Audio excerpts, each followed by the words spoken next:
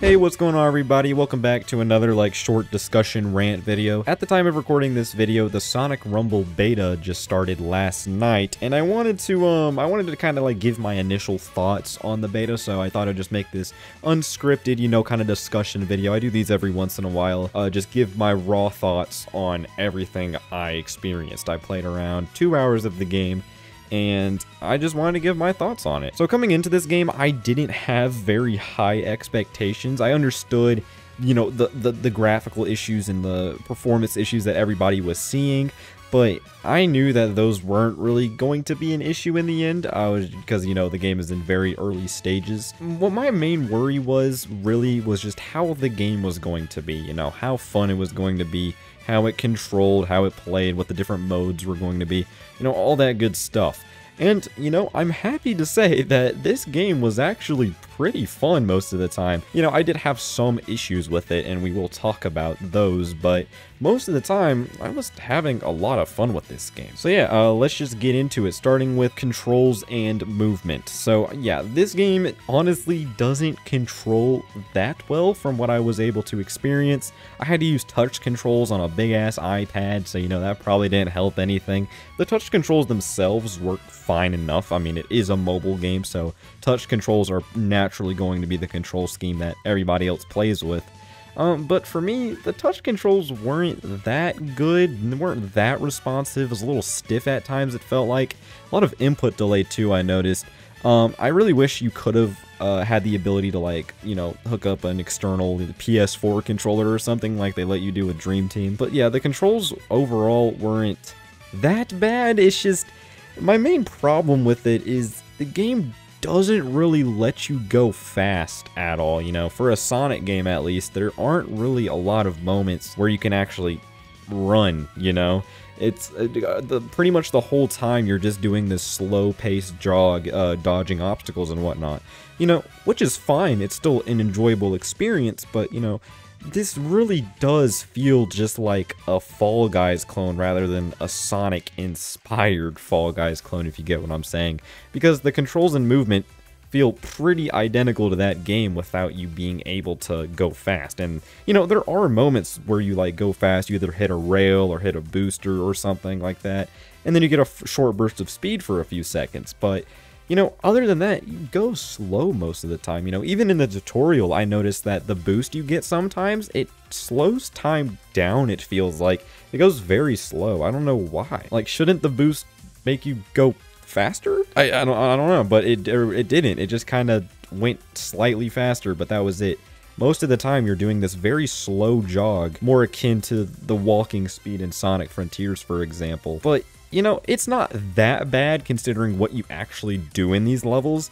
There are 5 different modes so far that are just kind of randomly swapped out. So how this game works basically is you start a ring battle match, and what it does is you play through 3 different matches, and the one on top at the end is the one who wins. So a number of people move on to the next round. At first only 16 people move on, and then it gets cut down to 12 people, I think, and then 8 people, and then the first place is announced. But starting with Run, this was probably my favorite mode. It's just simple, get to the finish line as fast as possible and beat everybody else. It's a race mode. You just go from point A to point B while going faster than everybody else. However, the problem with this is that, again, you can't really go fast all that often. It was still very fun because you get to dodge obstacles and whatnot, and homing attack stuff, and it was fun doing all of that, but there wasn't any speed involved, really.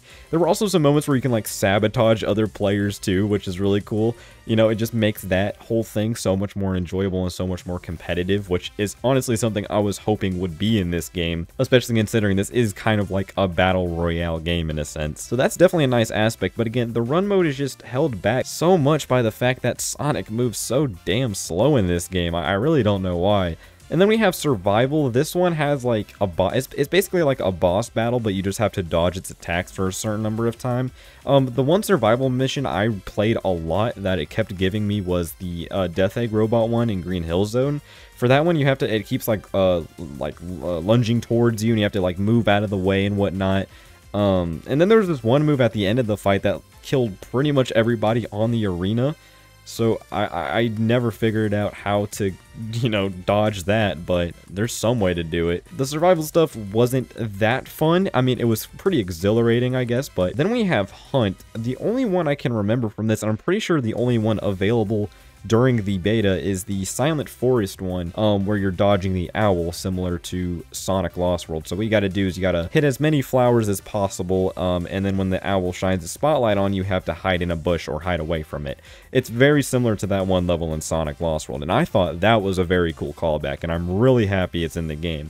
And this minigame is pretty fun too. It gets pretty intense too, as there's so many flowers that pop up on the screen, and there's just so many hiding places, and then there's enemies as well that try to kill you. It's a lot of fun. And then we have the team battle. The only one I got to experience for this one was the Frozen Factory one. It was basically you had to like get in these ice cubes, and you had to push people into the center and push people off of the map, and the people, the team who pushed the most people off wins.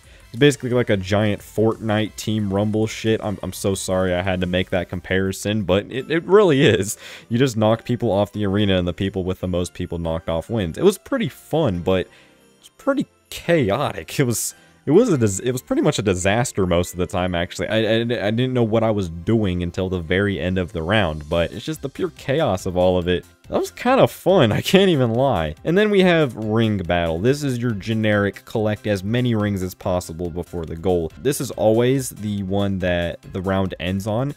The whole thing basically transfers your rings from all of the other mini games into this one, and you just have to collect the most rings in a small amount of time. And you know, it's pretty generic. There's also some power-ups you can get too, which are very fun to use. That will help you get rings from other players. Like there's a homing attack one, and like there's like a boost one too, and there's the defensive one. You know, the power-ups are very fun to use in this mode, especially. The one stage I remember for this one was Lava Mountain, and that was a cool callback to Lost World as well. But yeah, Ring Battle is just a really fun one too. The stages, actually, there's a lot of stages in this game that are taken from like previous Sonic games. I'm pretty sure I remember seeing like Frozen Factory, Starlight Carnival, Seaside Hill, Silent Forest, you know, the Lava Mountain. There's a lot of them actually that were from Lost World, which I was not expecting. I thought they got rid of all of that stuff with Sonic Runners, but hey, I guess I'm not complaining, because Lost World is honestly a pretty good game if you ask me, and I really like the environments in that game despite how generic they are.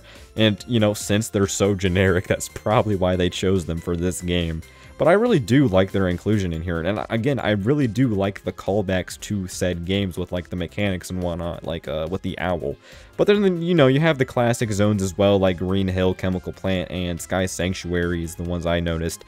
But these are still really fun. In fact, Sky Sanctuary had probably the best run stage in the entire game. You know, so that was pretty fun. And there are also several unlockable characters in this game, including like alternate skins for characters I was not expecting to see. Like some of the characters, you could get their riders outfits and whatnot. That was pretty cool. There was like a Crystal Zavok, which was very interesting, but you know, hey, it's cool. And the game gives you enough rings to like buy characters too, so you're not having to like grind for hours on end just to unlock one character. At least that's how it is now. I have a very bad feeling that when the game comes out, they will be much less lenient on that, and you'll have to be spending real money to even be able to unlock a character, similar to the other Sonic mobile games. So let's hope that doesn't happen. But as it is now, the characters are fairly simple to unlock, and there are a ton of cool ones in here, a ton of cool picks. You can even get these like custom avatar characters from the claw machine, which is like a roulette sort of deal like Sonic Runners. That's also a really cool addition. It kind of gives them another reason to use the Forces avatar creator thing, which, you know, they made that whole thing just for Forces, and that game wasn't that good, so I'm glad they're finding some use for it. There's also a season pass that I didn't really bother with. I'm probably not going to buy that. Basically, if you know games like Fortnite or Rocket League or anything like that, they have these like season passes or battle passes or whatever you want to call them, where as you level up, you unlock more things. And Sonic Rumble will also have one of these things, but you know, I didn't really care about any of this. If you really care about cosmetics and whatnot in this game, then this might be the thing for you. It only costs like 100 red rings, which I didn't really get any red rings when I was playing, but one of my friends said they did get the season pass, so it can't be too hard to get because you can't use microtransactions yet. But other than that, a main issue I was really worried about was the bugs and the performance. If you watched my Sonic Dream Team discussion video, I mentioned that I played this on a crappy iPad, and I'm sorry to say, I played this game, Sonic Rumble, on the same crappy iPad, and it ran way better than Dream Team. It hit a solid 30 FPS consistently, pretty much. On low graphics settings, of course, but it still hit a consistent 30 FPS most of the time.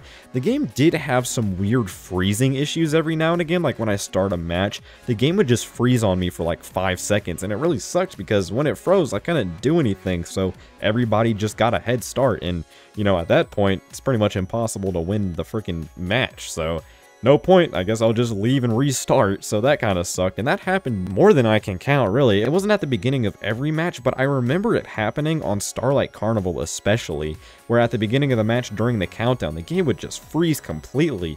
Not even a dip in FPS, it would just completely come to a standstill. Such a weird thing going on there. I don't know if this is just with the device I'm on, it probably is, but I would love to see that fixed by the time the game releases. So overall, Sonic Rumble is actually pretty fun.